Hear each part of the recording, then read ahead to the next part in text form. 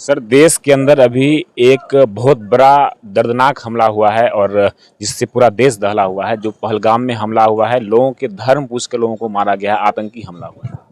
देखिए, जो घटना हुआ है वो घटना वो घटना बहुत ही निंदनीय है, बहुत शर्मनाक है। ये घटना बिल्कुल ही देश को दहला देने वाला घटना है। 90 से 2005 तक लालू यादव की सरकार रही, आरजेडी की सरकार रही। वो माई समीकरण के बलबूते चलते थे और उसकी 2015 तक सरकार रही। और वो सरकार, आपको मालूम है, पूरा देश जानती है, वो जंगल राज रहा, गुंडा राज रहा। अब बिहार का इलेक्शन है, वहाँ घटना हो रहा है, आप 2 दिन के बाद बिहार में आके उसकी चर्चा बिहार में कर रहे हैं। तो ये बिल्कुल ही गलत बात है। और जब लोग ऐसा सोच रहे हैं तो सरकार को इसकी जवाब देना पड़ेगा। सरकार को जवाब देना चाहिए, देश के लोगों को कहना चाहिए ये घटना अगर हो रहा है बार बार, क्यों हो रहा है। इसका मतलब है कि आपके जो तंत्र है, आपका जो खुफिया तंत्र है, वो बिल्कुल नाकाम है। मुझे ऐसा लगता है कि इससे मुसलमानों को फ़ायदा नहीं हो रहा है। इससे जो लोग, दूसरे लोग हैं जो चाहते हैं कि हम इसी तरह का काम करके एक तबका को अलग करके दूसरे तबके को मजबूत कर लें, वो फिर हो रहा है। राजनीतिक लोगों को फायदा मिल रहा है। यह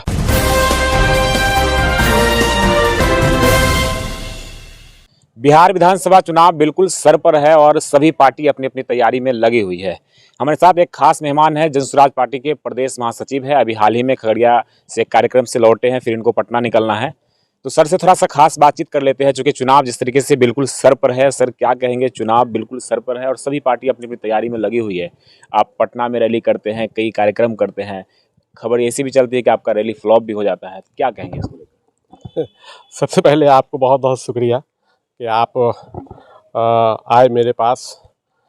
आपने जिस तरह की बात की कि भाई चुनाव करीब है और चुनाव की तैयारी सब पार्टी शुरू कर दिया है, तो यकीनन जनसुराज पार्टी भी विधानसभा चुनाव 243 सीट पर लड़ेगी और उसकी पूरी तैयारी हम लोग शुरू कर दिया है।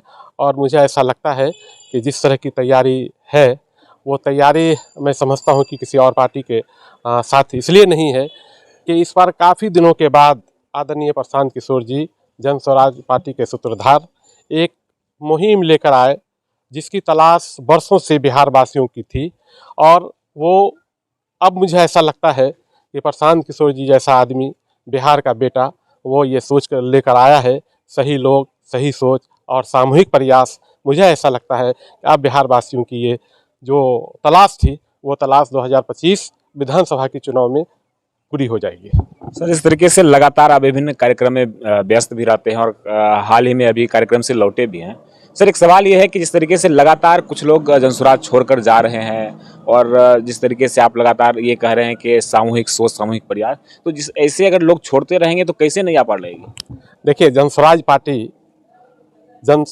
पार्टी का मतलब होता है जनता का सुंदर राज।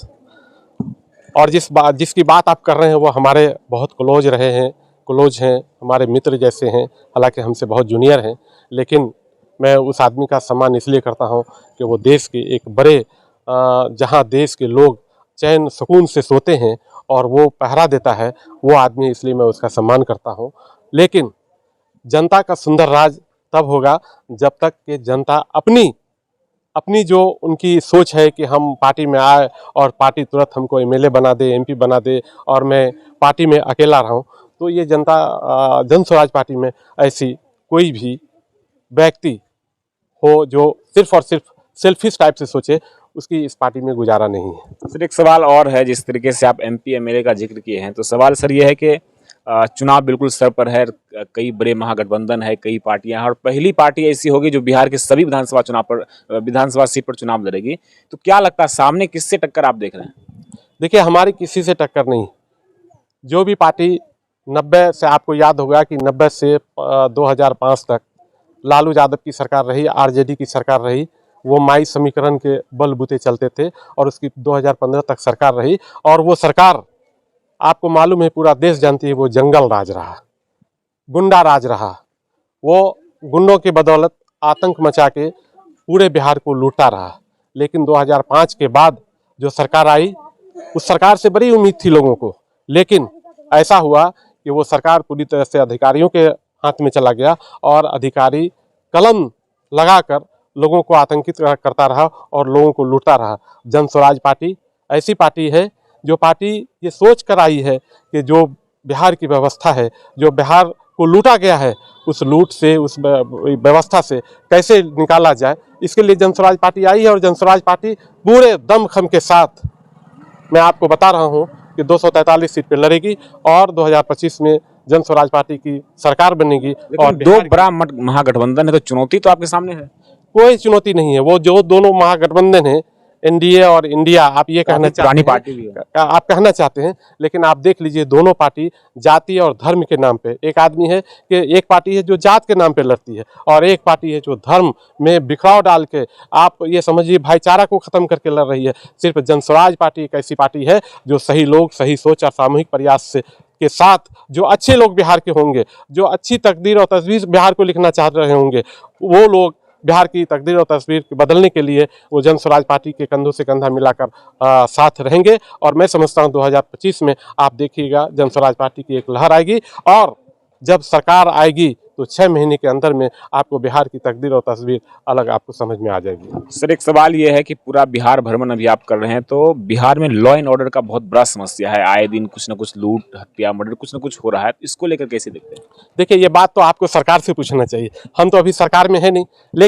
लेकिन मैंने आपको पहले ही कहा कि 90 के बाद 35 सालों में जो सरकार का हाल रहा है, चाहे वो आरजेडी की सरकार रहा हो, महागठबंधन की सरकार रही हो या अभी एनडीए की सरकार चल रही है, आपको पता है कि 15 साल जो बिहार में सरकार रही आरजेडी की, वो गुंडा राज रहा। ये मैं नहीं कह रहा हूँ, ये देश के सारे लोग कह रहे हैं कि वो गुंडा राज था और गुंडा राज चल रहा था। लेकिन अभी जो नीतीश कुमार की सरकार है, एनडीए की सरकार है, ये सरकार बिल्कुल कलम लेकर अधिकारी चला रहा है। इस सरकार को आपको मालूम है कि मुख्यमंत्री इस होश में नहीं रहते हैं कि हमको देश के प्रार्थना को कैसे सम्मान करना चाहिए, हमको किस तरह से, कभी वो मंत्री को टोपी पहना रहे हैं, कभी औरतों के कंधे पे हाथ रखें। वो तो मानसिक संतुलन से बिल्कुल कमजोर हो चुके हैं।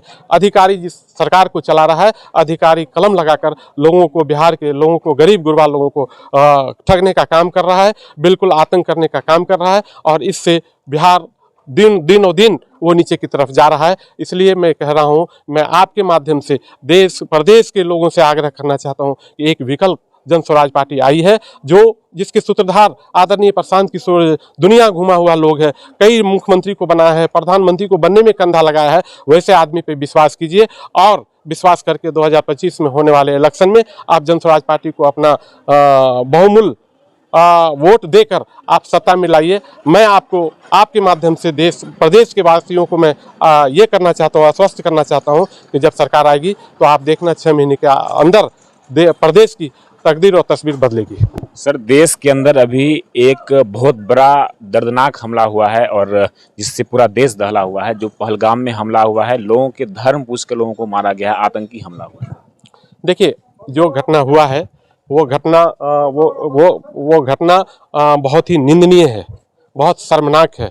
ये घटना बिल्कुल ही देश को दहला देने वाला घटना है। इस घटना की जितना भी निंदा की जाए वो कम है और जन स्वराज पार्टी के बतौर महासचिव मैं उस घटना की निंदा करता हूं, घोर निंदा करता हूं। और जो लोग ऐसे लोग हैं जो इस तरह का घटना कर रहे हैं, मैं समझता हूं, मैं सरकार से आपके माध्यम से मांग करता हूं कि साहब, आप ऐसे लोगों को इस तरह की सजा दीजिए, ऐसी सजा मिलनी चाहिए कि 7 जन्म तक वो फिर हिम्मत ना करे इस देश पे, इस कश्मीर पे वो आंख उठाकर देखे। मैं एक बात और कहना चाहता हूं आपके माध्यम से कि अगर जिस तरह से पुलवामा हुआ था, पुलवामा के आतंकियों को अगर ये दिया जाता, सजा दी गई होती, उस पर कड़ी से कड़ी कार्रवाई की गई होती, तो मैं समझता हूँ कि इस तरह का घटना पुनरावृत्ति नहीं होती और ये जो पहलगाम है ये नहीं होता, ये मैं समझता हूँ। सर, कुछ लोग हैं जो विपक्षी दल के नेता है, वो लगातार सरकार पर सवाल उठा रहे हैं कि जब चुनाव नजदीक आता है तो इस तरह के हमले हो जाते हैं, चाहे वो पुलवामा हमला हो, उड़ी हमला हो और अभी पहलगाम हमला हो। आप कैसे देखते हैं? देखिए, चूँकि मैं एक पार्टी का जिम्मेदार व्यक्ति हूँ, मैं जन स्वराज पार्टी का प्रदेश महासचिव हूँ, मैं इस तरह की बात बिल्कुल न कर सकता हूँ, न मैं समझता हूँ। लेकिन देश के लोगों का ये सोचना कि जब इलेक्शन होता है तभी ये घटना होती है, इस सोच को हम बदल नहीं सकते हैं, रोक नहीं सकते हैं। लेकिन सरकार से मैं पूछना चाहता हूं कि देश पहलगांव इतना बड़ा घटना हुआ जिसमें तकरीबन 48 से ज़्यादा लोग, पुलवामा 48 से ज़्यादा लोग मारे गए और उसका अभी तक पता नहीं चल पाया कि वो लोग कौन थे, किस तरह का व्यक्ति था, कहाँ से आया था, क्यों किया था। तो जाहिर सी बात है कि भाई आपने उसके दमखम पे आपने इलेक्शन लड़ लिया। अब बिहार का इलेक्शन है, वहाँ घटना हो रहा है, आप 2 दिन के बाद बिहार में आके उसकी चर्चा बिहार में कर रहे हैं, तो ये बिल्कुल ही गलत बात है। और जब लोग ऐसा सोच रहे हैं तो सरकार को इसकी जवाब देना पड़ेगा। सरकार को जवाब देना चाहिए, देश के लोगों को कहना चाहिए ये घटना अगर हो रहा है बार बार, क्यों हो रहा है। इसका मतलब है कि आपके जो तंत्र है, आपका जो खुफिया तंत्र है, वो बिल्कुल नाकाम है। एक बड़ा सवाल सर और है, जिस तरीके से पूरा देश का माहौल गर्म है वक्फ संशोधन बिल को लेकर, क्योंकि जब से सरकार सदन में पेश की है तब से लेकर बिल पास होने तक लगातार मुसलमान सड़कों पर उतरकर विरोध कर रहे हैं, चाहे वो जिस माध्यम से विरोध कर रहे हैं। आप कैसे देखते हैं? नहीं, देखिए, वक्फ संशोधन जो बिल आया है, जन स्वराज पार्टी पूरी तरीके से इसके विरोध में है। आपको पता होना चाहिए कि जब पटना में इसका प्रदर्शन हो रहा था, जितने भी अपने बड़े औलमा हैं देश के, वो लोग पटना में आए थे, इसका प्रदर्शन कर रहे थे, तो आदरणीय प्रशांत किशोर जी 1000 समर्थकों के साथ, 1000 जन स्वराज पार्टी के कार्यकर्ताओं के साथ वहाँ हम लोग गर्दनी बाग गए थे, उसमें मैं भी मौजूद था।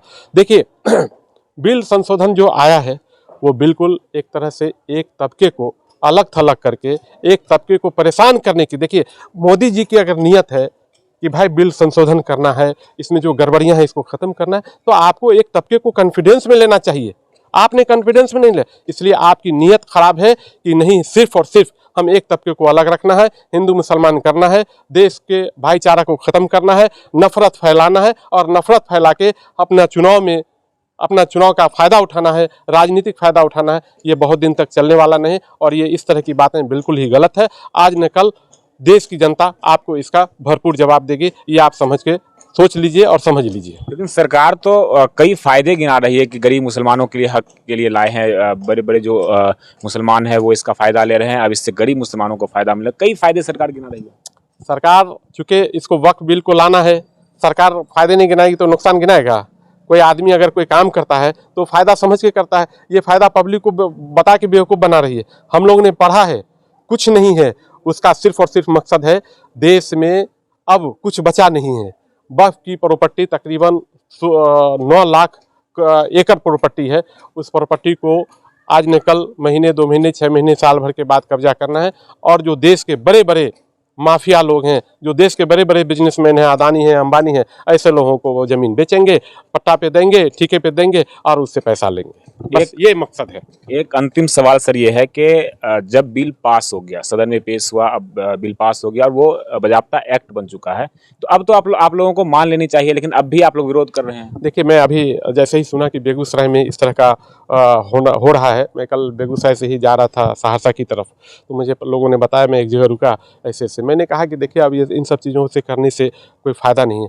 मैं ये कह सकता हूँ कि अब ये करने से मुझे ऐसा लगता है कि इससे मुसलमानों को फ़ायदा नहीं हो रहा है। इससे जो लोग, दूसरे लोग हैं जो चाहते हैं कि हम इसी तरह का काम करके एक तबका को अलग करके दूसरे तबके को मजबूत कर लें, वो फिर हो रहा है। राजनीतिक लोगों को फ़ायदा मिल रहा है यह। और हमको ऐसा लगता है कि जब आप बिल पास हो गया, अब उसमें कोई ये नहीं, तो अब इसका एहतजाज करना मुझे लगता है कि बेमानी है। सर, हमसे बात करने के लिए बहुत बहुत शुक्रिया। बहुत बहुत धन्यवाद।